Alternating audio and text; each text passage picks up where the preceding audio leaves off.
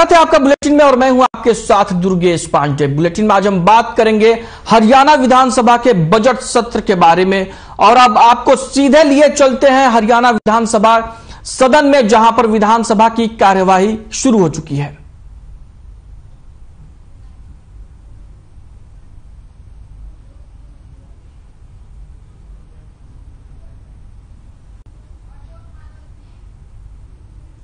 Budget है काफी अहम है और आपको ये भी बता दें ऐसे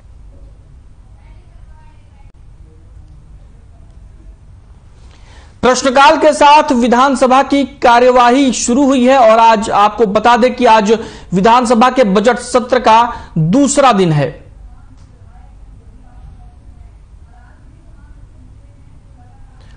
प्रश्नकाल के दौरान तमाम विधायक अपने अपने प्रश्न संबंधित विभागों के मंत्रियों के सामने रख रहे हैं और जो भी विभागीय मंत्री हैं उन प्रश्नों के जवाब दे रहे हैं।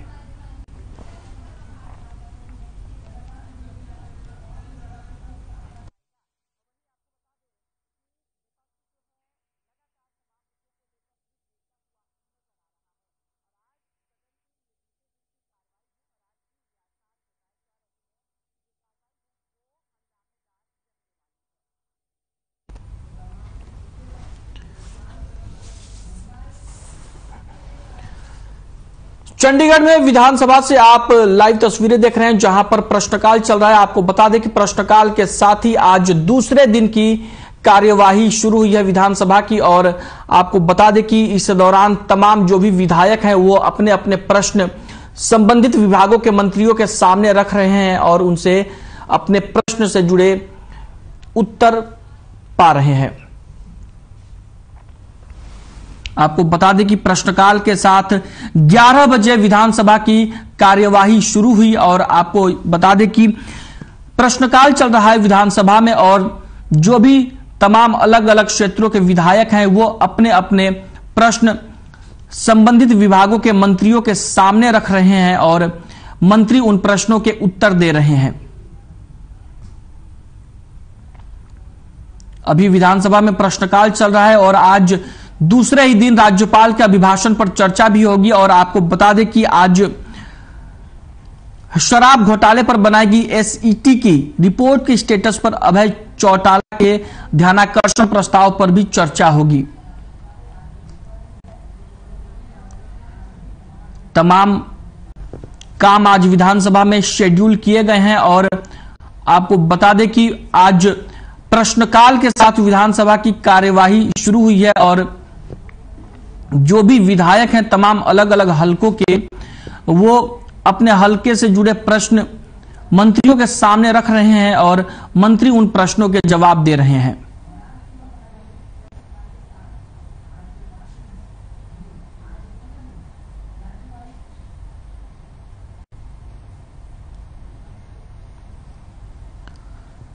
प्रश्नकाल चल रहा है विधानसभा में। आपको बता दें कि बजट सत्र की कार्यवाही आप लाइव देख रहे हैं चंडीगढ़ से विधानसभा से और आपको बता दें कि इस वक्त विधानसभा में प्रश्नकाल चल रहा है और आज राज्यपाल का अभिभाषण पर चर्चा होगी और उससे पहले 11 बजे प्रश्नकाल के साथ सदन की कार्यवाही शुरू हुई और आपको बता दें कि इस वक्त तमाम जो भी विधायक हैं वो अपने अपने प्रश्न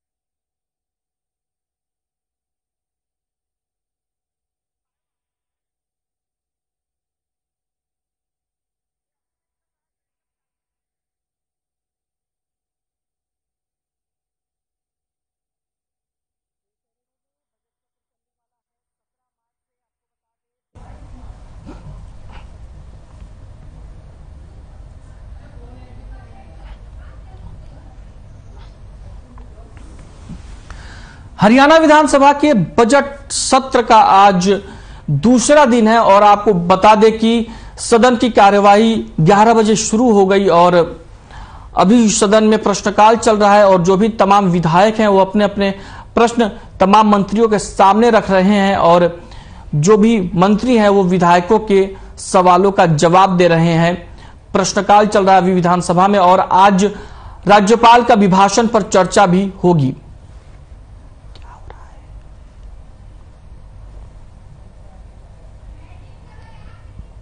कर रहा हूं। आवाज नहीं मिल रही है क्या उनकी?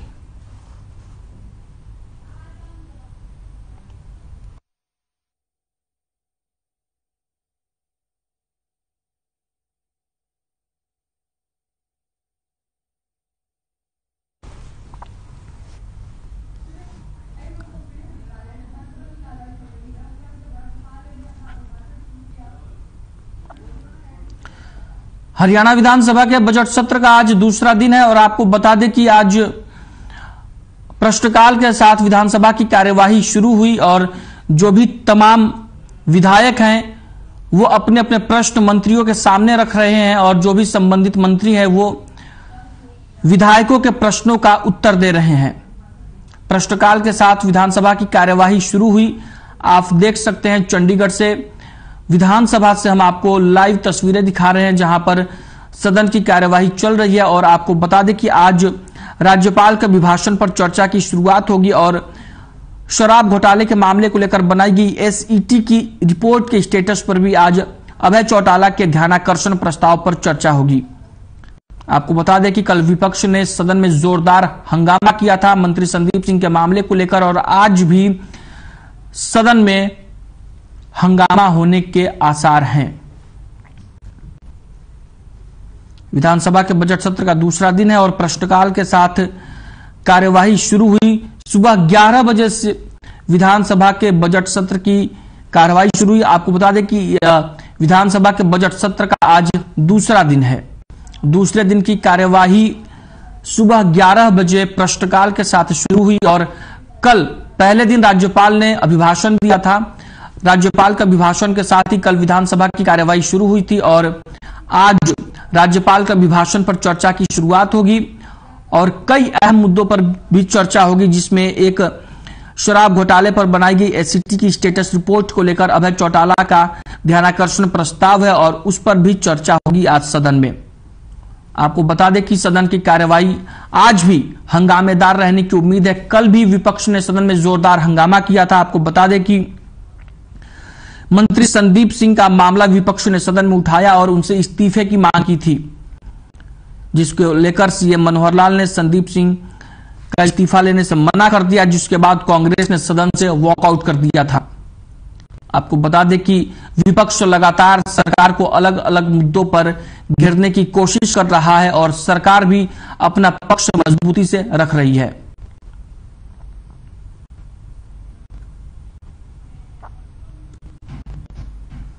विधानसभा की कार्यवाही हम आपको दिखा रहे हैं। चंडीगढ़ से आप सदन की कार्यवाही देख रहे हैं और जहां पर आज हरियाणा विधानसभा के बजट सत्र का आज दूसरा दिन है और सदन में कार्यवाही जारी है।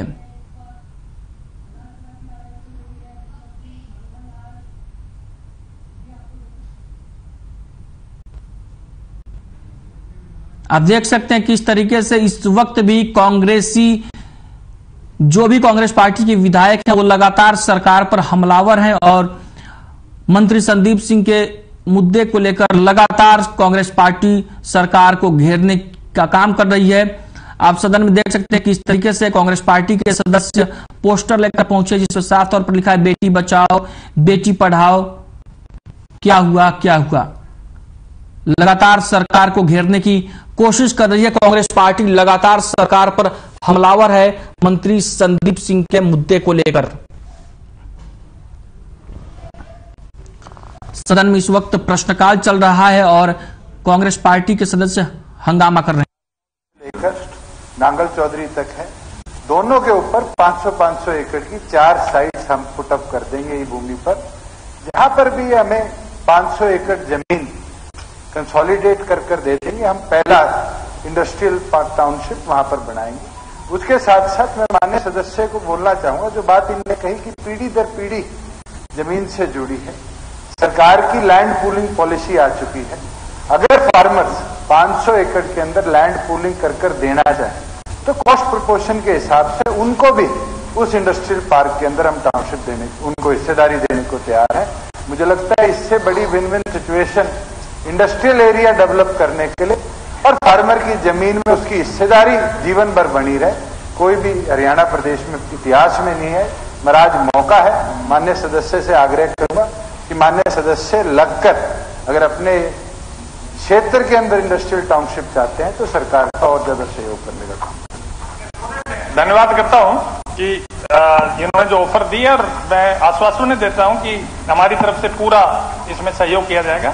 और जहां तक विकास की बात है, मैंने ये नहीं कहा सरकार विकास एक दिल्ली के आसपास कर, मैंने कहा इंडस्ट्री का विकास दिल्ली के आसपास हो रहा है और कंसंट्रेशन उसमें हो रहा है। उसका ज्यादा कंसंट्रेशन में ओवरबर्डन जब होता है तो उसकी दूसरी रिजल्टेंट प्रॉब्लम्स भी साथ आती हैं। तो मेरा निवेदन है कि जो पिछड़े क्षेत्र हैं उनमें विशेष इंडस्ट्रियल इंसेंटिव देकर वहां इंडस्ट्री की ग्रोथ सुनिश्चित की जाए। धन्यवाद। जैन श्री असीम गोयल जी।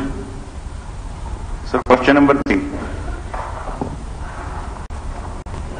हाँ महोदय, शहरी स्थायी निकाय विभाग ने अपने online no dues certificate portal के माध्यम से सभी प्रकार के बकायों की अदायगी उपरांत नो ड्यूज सर्टिफिकेट जारी करने की ऑनलाइन प्रक्रिया बनाई है और पोर्टल दर्शाए गए बकाया कर फीस चार्जेज की अदायगी उपरांत नो ड्यूज सर्टिफिकेट स्वतः जारी हो जाता है।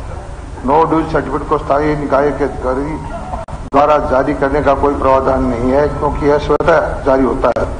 इसी प्रकार कोई भी नागरिक जो नो ड्यूज सर्टिफिकेट पोर्टल पर बकाया देय राशि का भुगतान करता है तो उसे नो ड्यूज सर्टिफिकेट प्राप्त हो जाता है, जो कि सरकार द्वारा संपत्ति के पंजीकरण के उद्देश्य के लिए आवश्यक किया हुआ है। राजस्व विभाग का वेब हेल्थ पोर्टल पूरी तरह से शहरी स्थायी निकाय विभाग के नो ड्यूज सर्टिफिकेट पोर्टल के साथ जुड़ा हुआ है। आदरणीय अध्यक्ष महोदय जी, मैं अगर अंबाला शहर नगर निगम की बात करूं, आज से पहले जब से ये हमारे आयुक्त महोदय जो भी हैं, जितने भी आयुक्त रहे, उनके पास एक लिमिट जो है बनी हुई थी पुराने शहर की, उस नाते जो है एनडीसी जारी हो जाती थी। और आज तो देखिए हम आपको लाइव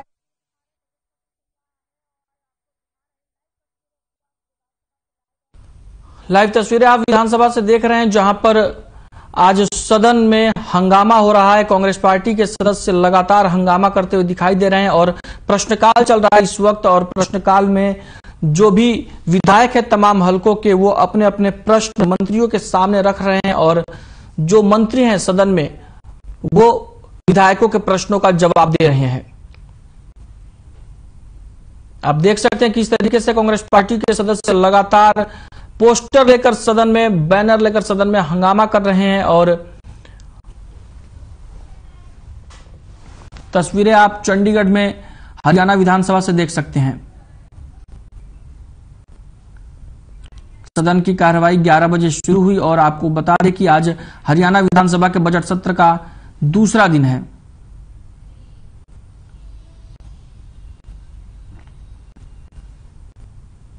दूसरे दिन की कार्यवाही की शुरुआत प्रश्नकाल के साथ हुई थी और आज राज्यपाल के अभिभाषण पर भी चर्चा होगी। और आपको यह भी बता दें कि आज तमाम सदस्यों के ध्यानाकर्षण प्रस्ताव पर भी चर्चा होगी। आपको बता दें कि इसमें से एक अहम है शराब घोटाले पर बनाई गई एसईटी की रिपोर्ट के स्टेटस पर अभय चौटाला के ध्यानाकर्षण प्रस्ताव पर चर्चा होनी है। आज विपक्ष लगातार सरकार पर हमलावर दिख रहा है और सदन में लगातार सरकार को घेरने की कोशिश कर रहा है विपक्ष। कांग्रेस पार्टी सदन में लगातार हमलावर बनी हुई है और आप साफ तौर पर देख सकते हैं कि इस तरीके से कांग्रेस पार्टी के सदस्य सदन में पोस्टर लेकर पहुंचे हैं और लगातार पोस्टर लहराए जा रहे हैं और सरकार को घेरने का प्रयास किया जा रहा है।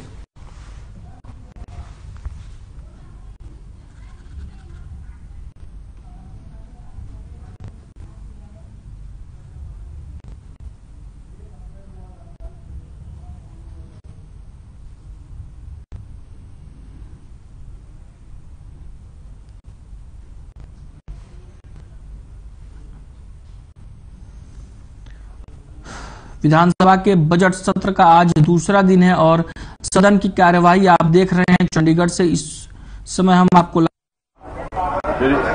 निवेदन करना चाहूंगा जैसा मैंने पहले कहा कि जो नए आयुक्त महोदय आए हैं उन्होंने कहा कि मैं इस सीमा को नहीं मानता, और इसलिए इन्होंने भी जो मुझे नंबर बताए हैं 3000 जो एनडीसी हुई। तो लाइव तस्वीरें देखिए, हम आपको लगातार दिखा रहे हैं। लाइव तस्वीरें आप चंडीगढ़ से देख रहे हैं। विधानसभा की कार्यवाही चल रही है और इस वक्त विपक्ष लगातार सरकार पर हमलावर है और कांग्रेस पार्टी सरकार को घेरने की कोशिशों में लगी हुई है और तमाम मुद्दे विधानसभा में उठाए जा रहे हैं और लगातार सरकार को घेरने का प्रयास विपक्ष की ओर से किया जा रहा है। आपको बता दें कि आज सदन की कार्यवाही प्रश्नकाल के साथ शुरू हुई। अभी प्रश्नकाल चल रहा है सदन में और इस दौरान अलग अलग क्षेत्रों के अलग अलग हलकों के विधायक मंत्रियों के सामने अपने प्रश्न रख रहे हैं और मंत्री उनके सवालों का जवाब दे रहे हैं।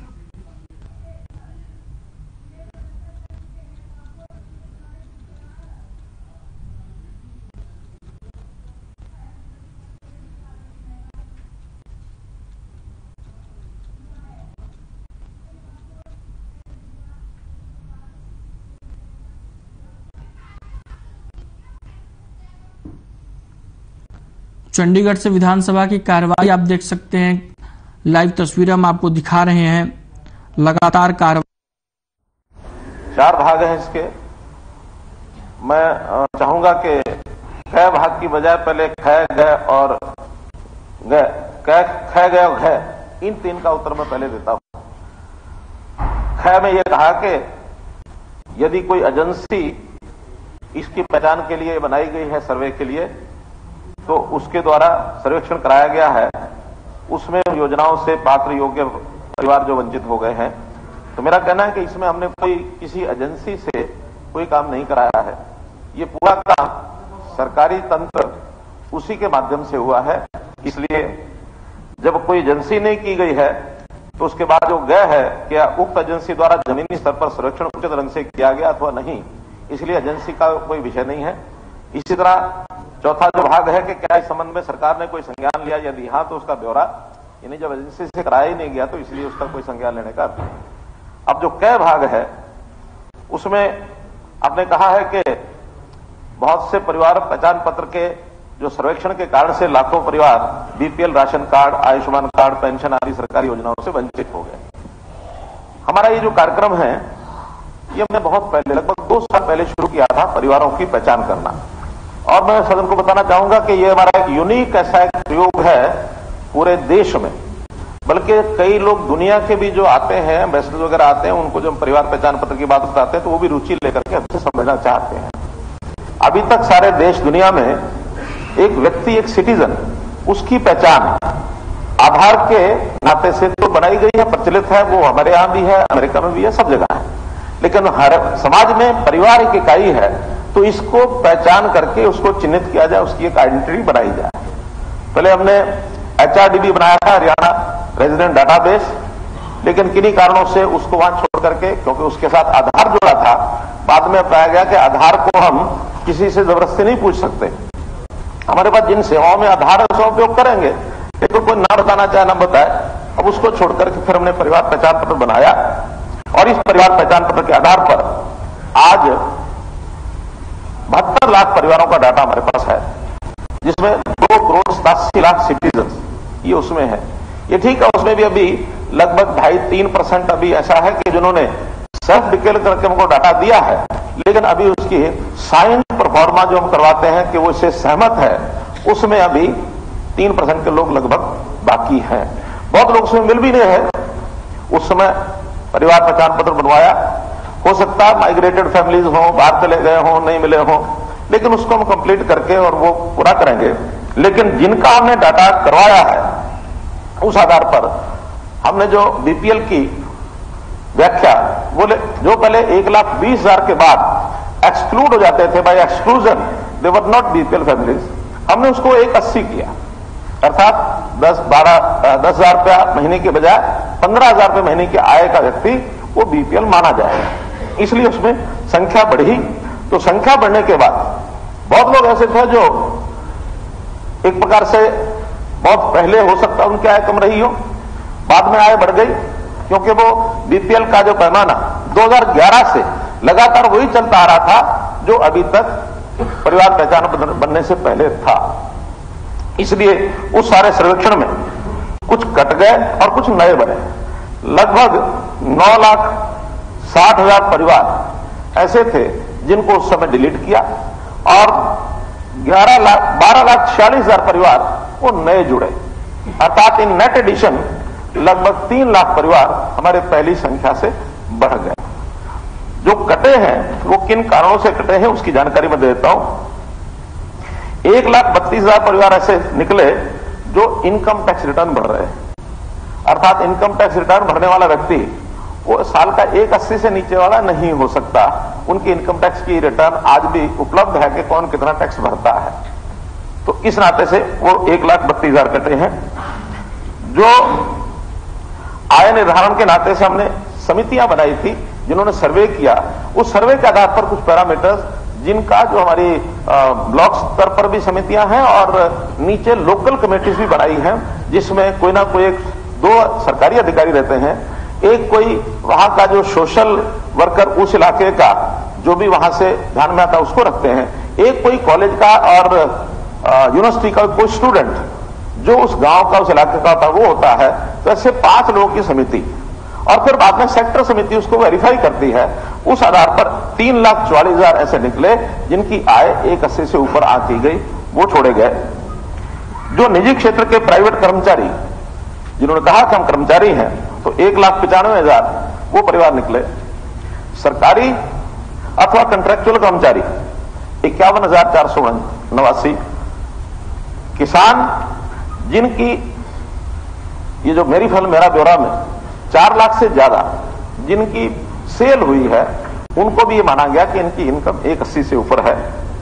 जो सरकारी पेंशन भोगी हैं 2,119 वो हैं जिन परिवारों का वार्षिक बिजली का बिल घर का डोमेस्टिक 9,000 या इससे ऊपर है, उसको भी मैंने 180 माना, क्योंकि एक सर्वे रिपोर्ट है कि 5% पैसा एक इनकम का वो आदमी अपने घर के बिजली के खर्च में देता है। 5% से उससे नीचे रहता, 5% से ज्यादा वो नहीं होता है। तो इस नाते से ये अभी मान लिया है। अब इसके बाद कुछ शिकायतें आई, ग्रीवेंसेस। तो लोगों ने कहा कि नहीं, हमारी तो आय जो है वो 1,80,000 नहीं है। तो उन ग्रीवेंसेस के नाते से 3,41,000 ग्रीवेंसेस भी मिली इसमें, जो वापस इन्होंने कहा। उसमें से 1,70,000 ग्रीवेंसेस रिजॉल्व कर दी और ये मान लिया कि हाँ, इनकी आय वास्तव में 1,80,000 से नीचे है, उनकी सुविधाएं सारी बहाल कर दी है। अभी भी 1,64,000 ये बकाया है कि जिनके अभी ग्रीवेंसेस का सर्वे होकर के उसका फैसला होना बाकी है। तो इस प्रकार ये टोटल ग्रीवेंसेस के लगभग 50% का फैसला हो चुका है, 50% विशेष है। अब क्योंकि जनवरी में शुरू किया था इसको, अब ये महीने भर में मुझे लगता है कि इसको सारे को कंप्लीट करके, लेकिन ग्रीवेंस जिसकी ठीक पाई जाती है, एक मैं पूरा उत्तर दे दूं शैला जी, जिनकी ग्रीवेंस ठीक पाई जाती है उनको जनवरी का भी राशन पूरा मिलता है। उनको लगातार, क्योंकि जनवरी में बंद किया था, जनवरी फरवरी मार्च यानी चलेगा, तो इन 2-3 महीने का राशन उसको इकट्ठा भी मिलेगा, ऐसी कोई समस्या नहीं है। लेकिन इसमें जो तथ्य है वो बड़े मजेदार आए हैं। कुछ मैं तथ्य बताता हूं। यानी एक परिवार है लेबर एक्सक्लूजन, महेंद्रगढ़ का, सुमेर सिंह नाम है, परिवार पहचान पत्र लिखा है, जिसने विप्रो में काम करता है। उसके पिताजी वो एम्प्लॉई है गवर्नमेंट में, तो कुल मिला के 19 लाख उनकी इनकम है साल की, और वो पीला कार्ड है, उसका लाभ लगातार ले रहा था। इसी प्रकार एक कंट्रेक्चुअल एम्प्लॉई है, उसकी भी 7,66,000 रुपया कंट्रेक्चुअल एम्प्लॉई जो हेल्थ डिपार्टमेंट में काम करती है, उसका ये इनकम वहां से वेरीफाई हुई, जबकि सेल्फ डिक्लेयर्ड उसने कहा मेरी 50,000 रुपये साल की इनकम है। तो बहुत लोगों को पता नहीं होता कि इसका वेरिफिकेशन भी होगा लेबर बोर्ड से, डिपार्टमेंट से, ऐसे सब वेरीफाई करने के बाद ये सारी चीज किए हैं। गवर्नमेंट एम्प्लॉई भी हैं जिसकी सेकेंडरी एजुकेशन, उसकी इनकम है 13,05,000। ये ठीक है कि उसने अपनी इनकम डिक्लेयर भी 11,25,000 की है, लेकिन फिर भी पीला कार्ड था वो कटा है। तो ऐसे बहुत लोगों ने जिनको मान लिया कि हमारे इनकम ज्यादा है तो उन्होंने शिकायत नहीं की। केवल 9 लाख में से 3,70,000 शिकायत की। वो मैंने बताया 1,50,000 अभी बाकी है, उसका हम सर्वे करेंगे और निश्चित रूप इसको ठीक करेंगे। तो इस प्रकार ये जो सारे आधार हैं, इस आधार पर इस प्रयोग को चलाया जा रहा है। फिर भी क्योंकि एक नया प्रयोग है, इस नए प्रयोग में मैं कोई ऐसा दावा नहीं करता कि गलतियां नहीं हुई होंगी। गलती हुई है उसको ठीक करना ही हमारा काम है। ठीक करने में लगातार ये ग्रीवेंसेस पोर्टल है ये खुला रहेगा और पोर्टल एक बहुत जानदार चीज है जो समाज को लाभ पहुंचा रही है। इस पोर्टल से कोई ना घबराए, इतनी मेरी बात करें। कुलदीप नहीं, उनका प्रश्न उनका है। धन्यवाद मुख्यमंत्री जी। नहीं, मैं कह रहा हूं पहले प्रश्न स्पीकर सर, प्रश्न पहले सप्लीमेंट्री। मुख्यमंत्री जी आपने बड़े विस्तार तरीके से बड़ी लंबी चौड़ी बातें बताई। मैं हर चीज को तो ये नहीं कह सकता सारी चीज गलत है, पर जिनकी गलत थी उनकी कटी हमें कोई दुख नहीं है। पर 2-3 बात है, आपके अफसर भी बैठे, आप भी बैठे हो। 50,000 रुपए की इनकम जिस परिवार की है, मैं तो एक बात कहना चाहता हूं, आपके अधिकारियों ने 15 लाख रुपए दिखा रखी है। 15 लाख वाला वो जुमला तो नहीं था कि वो 50,000 की जब 15 लाख रुपए आपका आकर देंगे वो 15 लाख वाला। मेरे पास मुख्यमंत्री जी, मैं 2-3 बात आपके बीच में जो सुधार की बात है। एक तो आप नीचे मैसेज दीजिए जो लोगों को, आम जन की उनकी आंसू मैं आपको पेश करूंगा और मैं पूरा डाटा लेके आया हूं। जो उनकी आंखें से आंसू, जो गरीब परिवार है, जो रोते बिलखते, जिनकी वीडियो वायरल हो रही है, जो मेरे पास भी करीबन डेली इसके लिए 200-300 लोग आते हैं, जो एक्चुअल में गरीब हैं, उनकी कटी पड़ी है। एक उनका आप दोबारा से उनकी जांच कराएं, उनका दोबारा सर्वे करवाएं। दूसरा, जो एक ये जो आपने खिड़की खोली गई, अधिकारी नीचे से लेके ऊपर तक जो वहां नीचे डिस्ट्रिक्ट लेवल पे बैठे वो लोगों से पैसे लेके काम करते हैं। मैं आपसे रिक्वेस्ट करता हूं कि आप इस पे जरूर ध्यान दें। तीसरा, देखो कई चीजें ऐसी हैं और मेरे पास सारे ये प्रूफ हैं। ये आप कह रहे हो ना कि ये नाम है, ये पूरा बंडल है, ये आप चेक करा लो कि इनके साथ नाजायज हुआ कि नहीं। 10,000 का करीब लोग पूरा, और हर हल्के में है। इसको या आप मानो या ना मानो, इसके मैं आपको देता हूं, जो मानो या ना मानो वो आपकी मर्जी है। क्योंकि चलो हो गया, नहीं मैं विषय ध्यान में आ गया। विषय वो अपने वो मैं कह रहा हूं, आप इसका सीएम साहब को दे दीजिए, वो जो आप कह रहे हैं। नहीं मुख्यमंत्री जी, देखो नजर वो है ना, नजर नहीं नजारों की बात करते हो, जमीन पर चांद सितारों की बात करते हो, जिन्हें गरीब की थाली से छीन ली रोटी वो बड़ी सभा में सुधारों की बात करते हो। धन्यवाद। ईश्वर सिंह, मैं इनकी बात का उत्तर दे देता हूं और आप लोगों का अभी बाद में सुनता हूं। अध्यक्ष महोदय, ये बात ठीक कही है। जैसे मैंने भी कहा कि शिकायतें नहीं होंगी, ऐसा मेरा बिल्कुल कहना नहीं है, लेकिन हमने कई जो उसके रास्ते खोले, मैं उसकी भी बात बता रहा हूं कि उसके लिए एक ग्रीवेंसेस पोर्टल बना हुआ है, उसके लिए कॉल सेंटर है, टेलीफोन नंबर दिए हैं। सुनिए, लेकिन मेरा कहना हो सकता है उस पर भरोसा ना तो कंप्लेनेंट का हो सकता, क्योंकि वो कहता है तुरंत ठीक होना चाहिए, और विधायक हमारे जो प्रतिनिधि हैं वो भी कहते हैं कि हाँ वो तो काम नहीं करेगा, वो तो ये होगा वो होगा। मेरा अपने विधायक बंधुओं से, और केवल विधायक के नहीं, जो भी कोई इस प्रकार के पब्लिक रिप्रेजेंटेटिव हैं जिनके पास लोग शिकायत लेके आते हैं, केवल 2 चीजें आप लिख करके एक कागज पर, एक उसका परिवार पहचान पत्र और एक सिंगल 1 सेंटेंस कंप्लेंट, ज्यादा भी नहीं, कि उसकी ये दिक्कत है, इतना आप लिखें और मैं आपको विश्वास दिलाता हूं कि वो हमारे यहां पहुंचा दें, चाहे मेरे ऑफिस में पहुंचा दें, प्रिंसिपल सेक्रेटरी उमाशंकर पहुंचा दें, क्योंकि हम इस सारे कार्यक्रम को मैं और उमाशंकर जी दोनों मिलकर के देख रहे हैं। डिपार्टमेंट करते हैं लेकिन हमारी नजरों से करके, क्योंकि नया प्रयोग है और सारी जनता से जुड़ा हुआ है, 3.25 करोड़ लोग हैं, उनको हमको सेटिस्फाई करना है। तो इस सेटिस्फेक्शन के लिए गंभीरता से हम काम कर रहे हैं। मैं फिर आपका आह्वान करता हूं कि आप चाहे हर सप्ताह अपनी फाइल, हर सप्ताह अपने फाइल कागज जैसे कुलदीप जी लेके आए हैं, ऐसा ला करके मेरे यहाँ भेज दीजिए या कार्यालय भेज दीजिए, हम उनका सबका समाधान कराएंगे, किसी को छोड़ेंगे नहीं। लेकिन अन्याय किसी से नहीं होगा, न्याय सबको मिलेगा। धन्यवाद। ठीक है, एक इसमें और बताता हूँ, सीएम साहब ने कहा कोई लिख करके भेज दीजिए।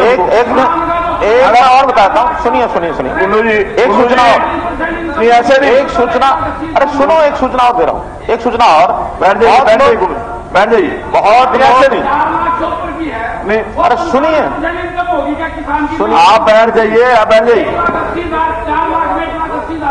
सुनिए सुनिए, अरे सुन तो लो, सुन तो लो। अरे मैंने बोला है, मैं बता रहा हूं ना, अभी भी किसी को ये लगता है, अरे सुनो, अरे बहस करने का विषय नहीं, मैं स्वीकार कर रहा हूं, बताओ कुल्लू जी बैठ जाइए प्लीज। बता तो रहा हूं देखिए, दो विषय ऐसे हैं इसमें, ईश्वर सिंह जी, दो विषय ऐसे हैं जिसमें विवाद हो सकता है। एक विषय किसान की 4 लाख रुपए की सेल के बाद वो कह सकता कि मेरी इनकम 180 नहीं है। अरे सुन लो, बता तो रहा हूं। दूसरा विषय कि बिजली का बिल 9,000 रुपया है, फिर भी वो कहता है कि मेरा तो इनकम 180 से कम है, क्योंकि नहीं गलती से नहीं, पूरे साल की एवरेज है, वो साल की एवरेज है, टोटल साल में कितना होता है सुनिए। इसके बाद भी मेरे पास कंप्लेंट आई है, क्योंकि कंप्लेंट तो हम भी सुन रहे हैं। एक व्यक्ति कहता मैं तो अपनी घर में धोबी का काम है मेरा, अब धोबी का काम है तो मैं तो अपना कपड़े प्रेस करने के लगाता हूं, तो मेरा तो ज्यादा आएगा ही आएगा, मेरी इनकम तो इतनी है नहीं। बात बिल्कुल उसकी जायज है। मेरा कहना कि ऐसी जो कंप्लेंट्स है, चाहे वो 9,000 वाली हो और चाहे किसान की हो, भाई चलिए, अभी तो डिपार्टमेंट, अभी ये मैं क्या कह रहा हूं, अभी तो एक फार्मूला मैंने आपको बनाया, लेकिन इसकी शिकायतें, अरे सुन लो ना, ऐसा बहस का विषय नहीं है, सर्वे कराएंगे। कुल्लू जी प्लीज, अरे मेरी बात सुनो, मैंने कहा ये सारा नया कार्यक्रम है, अरे सुन तो लो, आप बार बार बोलते। बलराज कुल्लू जी, मेरा कहना है नया कार्यक्रम नहीं, मैं अलाउ करूंगा, कोई आपकी जो एक भी वर्ड रिकॉर्ड नहीं होगा, जो आपने बोला एक भी वर्ड रिकॉर्ड नहीं होगा। आप लोग ऐसी बातें जिनकी शिकायत, सुन लो, जो किसान ऐसा कहते हैं कि हमारी इनकम इतनी नहीं है, भले मैं 4 लाख का बेचा है, उनकी आड़े के बाद हम सर्वे करा लेंगे, और सर्वे में अगर अधिकांश सर्वे हमारा ठीक निकली किसानों की बात, तो इसको 4 लाख को बढ़ाने में हमें दिक्कत नहीं है, बढ़ाएंगे, लेकिन कहीं एक पैमाना तो लगाना पड़ेगा। आखिर पैमाना इनकम का है, पैमाना किसान का या कर्मचारी का या दुकानदार का नहीं है। ये पैमाना है, इनकम 180 है, तो अगर नीचे है तो लाभ मिलेंगे, ऊपर है तो लाभ नहीं मिलेंगे, सिंपल पैमाना है। लेकिन इसका सर्वे करने के बाद ही हो सकता है महीना 20 दिन में दोनों चीजों को फिर कर लेंगे पुनर्विचार, कोई दिक्कत नहीं है। Ishwar Singh ji, question number 5 sir, कोई नहीं, बिल्कुल नहीं, ये 4 क्वेश्चन सारे उसके अंदर होंगे। ये क्वेश्चन आवर है कि डिबेट का आवर है? नहीं, ये डिबेट नहीं है, ये क्वेश्चन आवर है। बाकी लोगों के क्वेश्चन जो आते हैं 4 या 5 question, not a debate period. Ishwar Nagar ward number 2 का टीला प्लाट, वार्ड नंबर 10 का अम्बेडकर नगर, वार्ड नंबर 8 और 9 की संजय कॉलोनी, वार्ड नंबर 1 की बेगा बस्ती, वार्ड नंबर 6 की धानक बस्ती, ग्राम पंचायत की जमीन पर अवैध कब्जा करके विकसित की गई कॉलोनियां हैं। ये कॉलोनियां वर्ष 1982 में नगर पालिका चिक्का के गठन से पहले की स्थापित की गई है। वर्तमान में जिस भूमि पर ये कॉलोनियां स्थापित हैं वह नगर पालिका चिक्का की भूमि है। खैर, राज्य में नगर पालिका की भूमि पर अतिक्रमण करके बसे लोगों को मालिकाना हक देने का कोई प्रस्ताव विचाराधीन नहीं है। स्पीकर सर, मंत्री महोदय ने डिटेल में खुद ही इस बात को मान लिया। पहली तो बात यह है कि एक कमेटी 1982 में बनी, उससे पहले जो बस्तियां आपको जो है मैंने लिख करके दी हैं वो आबाद हैं 82 से पहले 1964 से, और एक प्रावधान है कि जो म्युनिसिपल कमेटी बनने से पहले चीज वहां आबाद है तो आप उसको कैसे अवैध मान जाओगे। फिर भी मैं आपकी बात को तय देता हूं कि उन्होंने सरकार ने रोड बना दी, गलियां बना दी, वहां के जो नगर पालिका ने जो जितने भी फैसिलिटी दी सर वो सारी दे दी। स्पीकर सर, मैं आपसे माध्यम से ये पूछना चाहता हूं कि सरकार ने पैसे भी ला दिया, सीवरेज भी दे दिया, पानी भी दे दिया, बिजली भी दे दी, और कॉलोनी भी कमेटी से पहले की बनी है, तो किन कारणों से कहते हैं कि जो प्रावधान नहीं है वहां बनाने का। और म्युनिसिपल कमेटी ये भी मुख्यमंत्री जी आपके नोटिस में लेना चाहता हूं, वो म्युनिसिपल कमेटी भी तत्पर तैयार है कि हम प्रस्ताव पास करने के लिए तैयार है। ये पहले की बसी आबादी है सारी की सारी, ये तो समय चलता चले जाएगा, आधी सदी होगी, आधी सदी तक तो उनको किसी ने पूछा ही नहीं। अब भी आप कहते हो कि वो अवैध कॉलोनियां है, कमेटी बाद में आई, कॉलोनी पहले बस गई, और उनको भी कहते हो ये अवैध कॉलोनियां, ये क्यों नहीं कमेटी यदि प्रस्ताव पास करती है तो मैं मंत्री महोदय से पूछना चाहता हूं क्या उनको अवैध किया जाएगा या नहीं? अध्यक्ष महोदय, ये कॉलोनी जब कमेटी बनने से पहले पंचायत थी, पंचायत की जमीन पर अवैध कब्जा कर लिया, इलीगल थी वो, और वो वहां पर कमेटी आ गई। अभी भी वो सरकारी जमीन पे कब्जा है तो उसको अवैध करने का भी कोई प्रस्ताव विचाराधीन नहीं है, मैं बता चुका हूं। अभी क्योंकि सरकारी जमीन पे आपने कोई और कॉलोनी बनाई, उसकी तो हम पॉलिसी बना रखी है कि भाई आपको उसको रेगुलाइज कर दे, डेवलप कर दे, लेकिन सरकारी जमीन पे कब्जा किए बैठे हैं उसकी अभी कोई पॉलिसी नहीं है। मैं रिटर्न के अंदर जो है ना आपको सबूत देना चाहता हूं इस बात का। ये लेटर है मेरे पास 21/12/2004 का, और सरकार ने क्या लिखा कि पालिकाओं की भूमि पर अवैध रूप से काबिज लोगों को बेचने के बारे में हेडिंग लिख करके दिया, और इसके अंदर ये हवाला दिया 2004 में। आज 19 साल हो गए इन बातों को। उन्होंने कहा बेचने का कोई आदेश तो नहीं हुआ ना?